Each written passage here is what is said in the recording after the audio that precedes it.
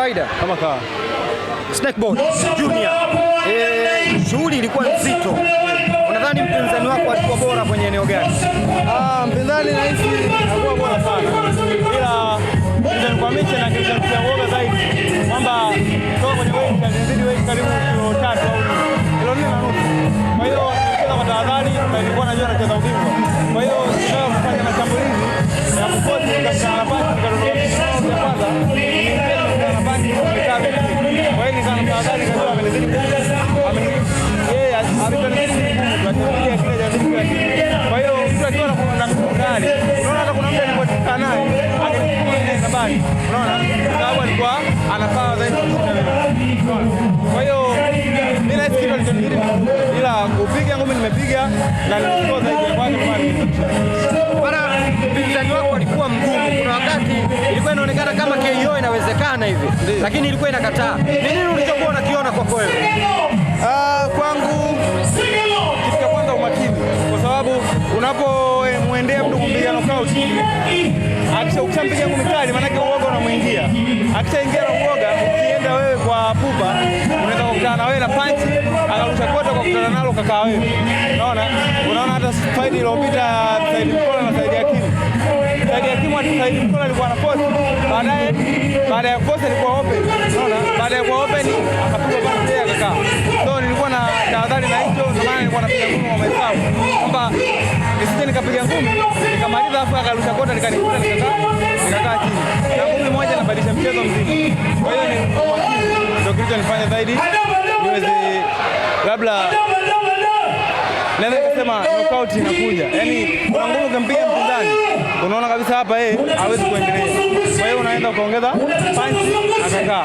Lakini unaweza kumpiga mpinzani punch akainawa hivi, akainuka na kota, ikakukuta wewe ukakaa wewe. Kwa hiyo nilikuwa nazingatia hicho, ndio maana tunamwachilia kuna wakati mpinzani wako alikuwa anaonekana kama hakubaliani na matokeo. Mimi nafikiri matokeo kila mtu kafanya mazoezi. Yeye kajiandaa na mimi nilijiandaa. Kwa hiyo inapotoka kwamba yeye kapigwa, hawezi kukubali na ukizingatia damu imechemka tayari. Kwa hiyo anaamini yeye ndio yuko mbele zaidi yangu. Mimi nilikuwa nacheza ngumi na hesabu raundi ya kwanza. Raundi ya kwanza kanipiga knockdown na mimi nikatafuta knockdown. Kwa hiyo tukalebo, baada ya hapo mimi nikaanza kucheza ngumi. Unaona? Nimecheza ngumi na nikawa na hesabu. Akinipiga ngumi najua hapa nimezidi. Napiga mbili napiga tatu na muacha. Kwa hiyo mchezo wa ngumi ni mahesabu. Unajua kwamba unaongoza au unaongoza. Mimi nilikuwa nacheza na relax kwa sababu nilikuwa najua tayari naongoza. Kwa hiyo nilipozi naweza nikachukua punch nikakaa tayari mtambo ameniacha kwa point moja. Kwa hiyo ndo hicho ninachokiambia. Unadhani mashabiki wako wameenjoy? Sana. Mashabiki wangu wanapenda, ndio maana mimi nawapa kitu wanataka. Wanacheza ngumi wanaenjoy. Sitaki kucheza ngumi na kupinyana mpaka watu waanje wakaona ngumi ni mchezo rahisi sana. So nimecheza ngumi nimepata matokeo. Asante sana. Yes. Inakuaje? Fresh kaka. Shwari kabisa. Ile.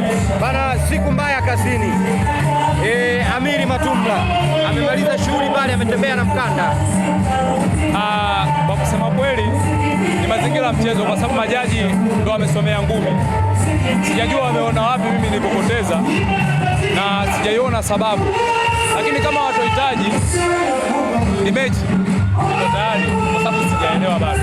Na advantage nyingine ambayo pia ilikuwa inaninyima kuunga ngumi kutokana na viatu vilikuwa nateleza sana, ila ninaamini Mwenyezi Mungu anasaidia kaiza mechi fresh, kwa sababu ule ni mchezo lakini pia ni vita.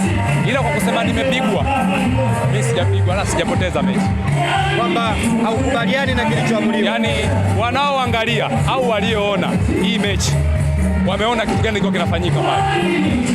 Wameona uzuri wa mechi, wameona fight ya mechi, ila mimi sijaona. At least labda wangetoa sare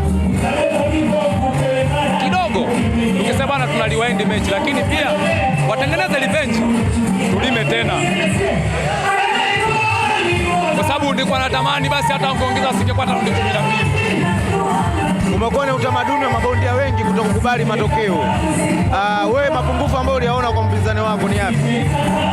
Mapungufu siwezi kumbeza, ni bondia mzuri na hizi ni ngumi, na ndio maana unaona hata mwenyewe labda alikuwa anashindwa kuposi inawezekana kaangalia uzuri wangu na mimi mwenyewe ubora wangu, nguvu yangu, msukumo wangu, spidi yangu. Ndio maana kwa attention kubwa sana alikuwa anaondoka, maona nilikuwa nafuata end time.